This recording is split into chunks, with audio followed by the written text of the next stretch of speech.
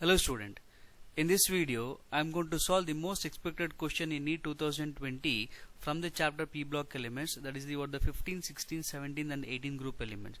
See the first question here. The number of sigma bond in P4O10 is. Okay, now see you have to identify the number of the sigma bond. Okay, let me write the structure of the particle, the phosphorus pentoxide. This is the P, that is the double bond O here, and this is the O, and this is the P, and again we are going to have the O, and this is the P. This is the structure. Okay, so the next thing is here, this is the P double bond O, this is the O, like this, and again this is linked with this one.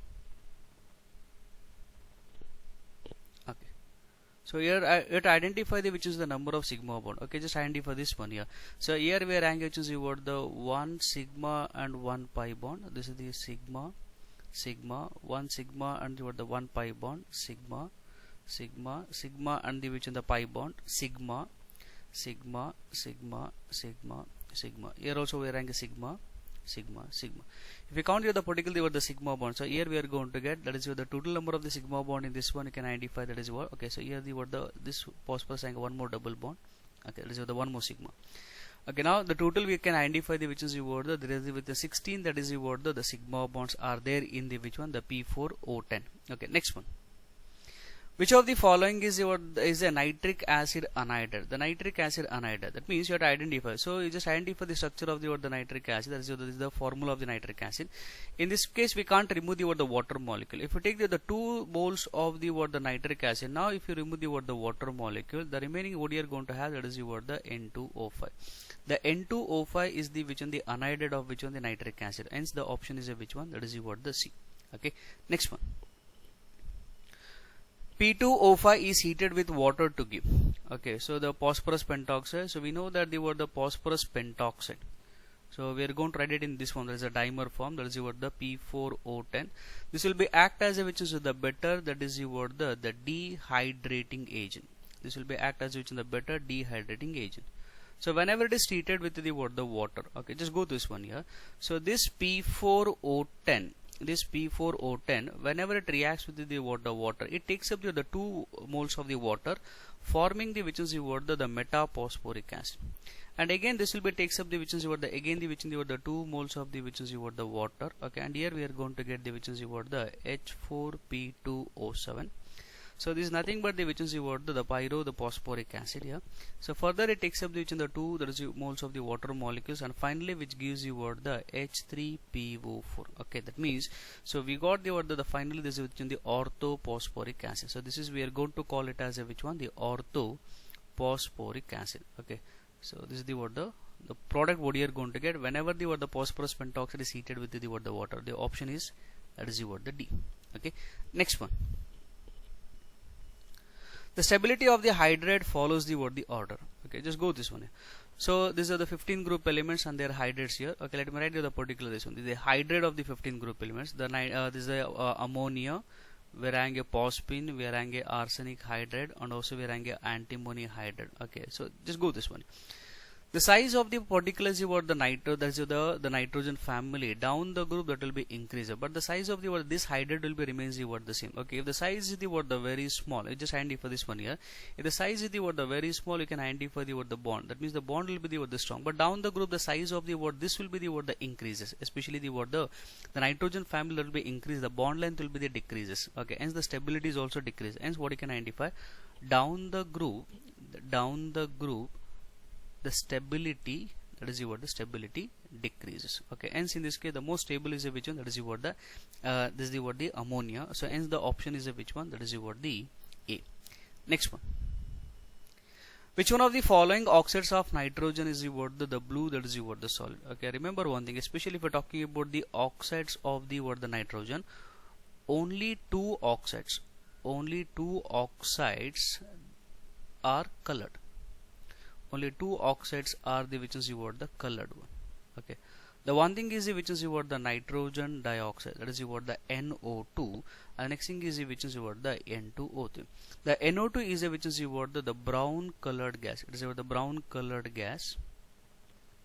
Okay, And now if we're talking about the what the N2O3, so we can identify it is a which is what the blue solid. This is the blue color. Okay, so is only the what the two oxides which are colored. The one thing is NO2 and the what the N2O3. But here the question is what the blue solid. That option is a which one? That is what the B. Okay, next one. Aqueous solution of Na2S2O3 on reaction with the what the chlorine here. So this is nothing but the which in the that is what the solutions here. That is what the sodium thiosulfate here. Na2S2O3 whenever it reacts with the what the chlorine. Okay, they given the aqueous solution. That means you have to take the which in the water here, which gives you what the particulars you what the sodium bisulfate. And the byproduct will be the which is what the HCl. Okay, remember one thing, the chlorine they act as a oxidizing agent which oxidizes the water, that is the water the thiosulfide to the which is it gives you which is the bisulfate. Okay, so see this one here, that is what the that is what the sodium, that is what the thiosulfate. Okay, so whenever it reacts with the what the chlorine, and you are going to get this product here, and here we have to balance the what the equation. Here it is what the 4, here it is what the 5, and here it is the what the 2, and here it is what the 8. Now the finally what we got, that is what the sodium, that is what the hydrogen sulfate is also be called as a which is sodium bisulfate. Okay, hence the option is a which one? That is what the B. Okay, next one. Sulfuric acid reacts with the what the phosphorus pentachloride. Okay, so which gives, okay, so see the particular reactions what you are going to get here. The role of the what the phosphorus halides. Okay, so which replaces the what the OH by the which one? That is the what the Cl. So when you take the what the phosphorus, that is the what the pentachloride here. So here you require the 2 moles here, and here the OH group will be replaced by the which is the what the Cl. Now this is the product what we are going to get. So this is the what the SO2Cl2 is nothing but the which is the what the name of this compound is a sulfuryl chloride. Okay, so that is what the sulfuryl chloride. Okay, now you have to identify the byproduct here. The byproduct will be the which is what the POCl3. It's a phosphorus oxychloride, and the next thing is which one? That is what the HCl. Okay, now this is the product what you got. Okay, this is sulfuryl chloride. The option is a which one? That is what the C. The option is C. Next one. Okay, so see the next one here. So the bleaching action of sulfur dioxide is due to its. Okay, just go to this one here. So especially in this particularly what the reactions, we know that sulfur dioxide act as a which in the oxidizing as well as the reducing. Okay, but you have to identify when does it will be act as the reducing property. Okay, so whenever the sulfur dioxide so reacts with the water, so what first we are going to get the which in the sulfurous acid. We are going to get the sulfurous acid. This sulfurous acid further reacts with the water to give the which is the what the sulfuric acid, and there is a what the liberation of the which in the 2 nascent hydrogen. Because of these conditions, okay, that is what the bleaching action of the sulfur dioxide. This is due to the what the formation of the which in the nascent hydrogen. Hence the option is a which one? That is the what the C. Okay, next one. Which of the following hydrates has the what the lowest, that is the what the boiling point? Okay, this is the what the hydrates of the what the particularly what the 16 group elements here.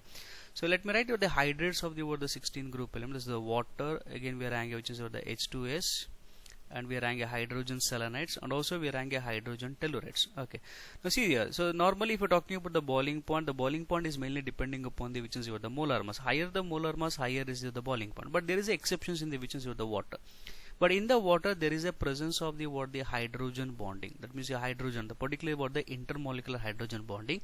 Hence the water which is having a higher boiling point compared to the which is the rest of the what the particularly what the hydrates. So hence if I write the particular the order, so there is what the decreasing order. The water which is having a higher boiling point. Next comes based on the what the molar mass. So we are having which in the what the H2 the hydrogen tellurides. Again we are having a hydrogen the selenides, and the lowest boiling point is for the which is the hydrogen, that is what the sulfur. So what is the question here? Which of the following has the lowest boiling point? The lowest boiling point is for which one? The hydrogen sulfide. The option is that is what the B. Okay, next one. There is a sulfur to sulfur bond in. Okay, so let me write the particular what the structure here. That is what the H2S2O7 is the what the oleum. It is also called as which in the what the pyrosulfuric acid. Now see the structure of this one here. So this is sulfur to oxygen double bond. Here it is what the OH, Again we are having what the O, S double bond. Here it is what the OH. This is the what the double bond. But you have to identify the sulfur to sulfur. Here we can't identify the sulfur to sulfur, the bond here. See the next one here. That is what the H2S2O8 is nothing but the which is the Marshall's acid. Okay.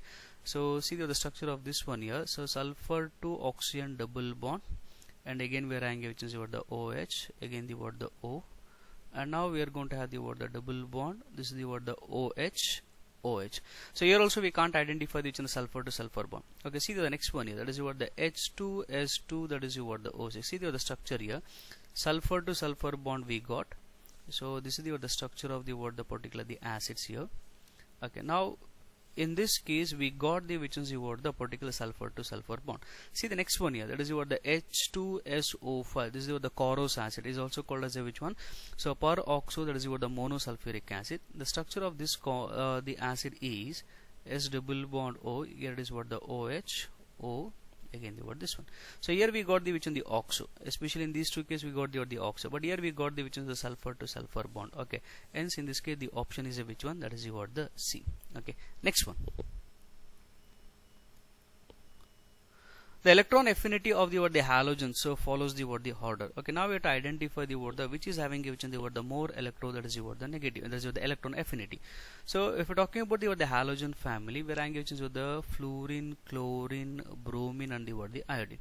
So we know that the fluorine which is having which in the more electronegativity, but the size of the what the particle the fluorine is the what the very small. Okay, so whenever it gains the what the electron, so here we can identify the what the more electron density on the what the particle is the what the element here. You just identify this one. The more electron, that means the more electron density on the which in the fluorine, that is what the atom. So now here also we are having more electrons, and here also we are having the more which gains the electrons. Between the what the electrons to electrons, what you can identify, that is what the repulsion.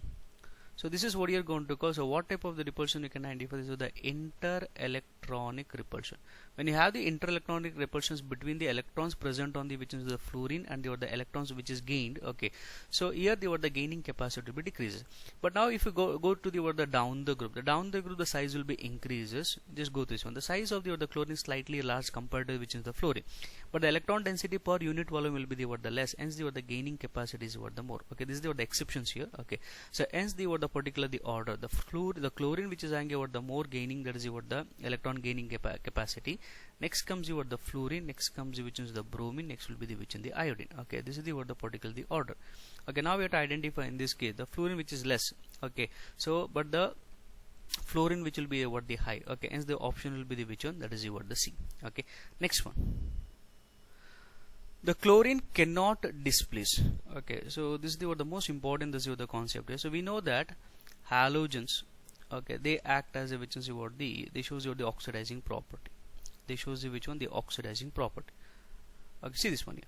So especially in the halogen, the more electronegative halogen molecule always displaces the which is the less electronegative halide ions. That means the more electronegative halogen molecule oxidize the less electronegative halide ions. Okay, that means you just identify the chlorine cannot displace it. That means you just identify here the chlorine can displace the less electronegative. Okay, if we're talking about the particular the order, so the fluorine, chlorine, bromine, and the which is the iodine. That means the fluorine molecule can oxidize the which is the rest of the particle the halide ions, and similarly the chlorine can oxidize only the which is the bromide and the iodide, but this chlorine cannot oxidize the which is the fluoride. Okay, hence whenever the fluorine, okay, whenever the particle the fluorine reacts with the chlorides, bromides, and the iodides, it forms the respective halogens. But if you're talking about the chlorine, they can oxidize only the bromide and iodide, but not the fluoride. That means, so see this one, the chlorine cannot displace the fluorine from the which one, this one. Okay, so that means this reaction is not possible. The reason is which is the chlorine is less electronegative, whereas the fluorine is the more electronegative. That means always you have to remember one thing: the more electronegative halogen molecule, okay, always the oxidize the less electronegative halide ions. Okay, hence, okay, so that means if you're talking about the chlorine can displace the which is the iodide to which on the iodine, so bromide to the bromine, but not to the fluorine from the which is the sodium fluoride. Hence the option is which one, that is the A. Okay, next one. A greenish yellow gas reacts with an alkali metal hydroxide to form a halide. halide, which can be used in the firework safety matches, the gas and halide respectively as. Okay, so remember one thing here. So all the halogen molecules, they are colored in nature. They are colored in nature. So if you indicate the particle the colored here, okay, this is the which is the pale yellow color, and this will be the chlorine will be the which is the greenish yellow in color, and the bromine will be the which is the reddish brown in color, and here it is which in the iodine will be the which is the violet. This is the which is the first two will be the gas, and this will be the liquid, and this will be the solid. So this will be the volatile liquid, this will be the volatile solid. Okay, so now the greenish yellow color, that means that refers to which one? It is which is the chlorine. Reacts with the alkali, that is the metal hydroxide. Okay, just go to this one here.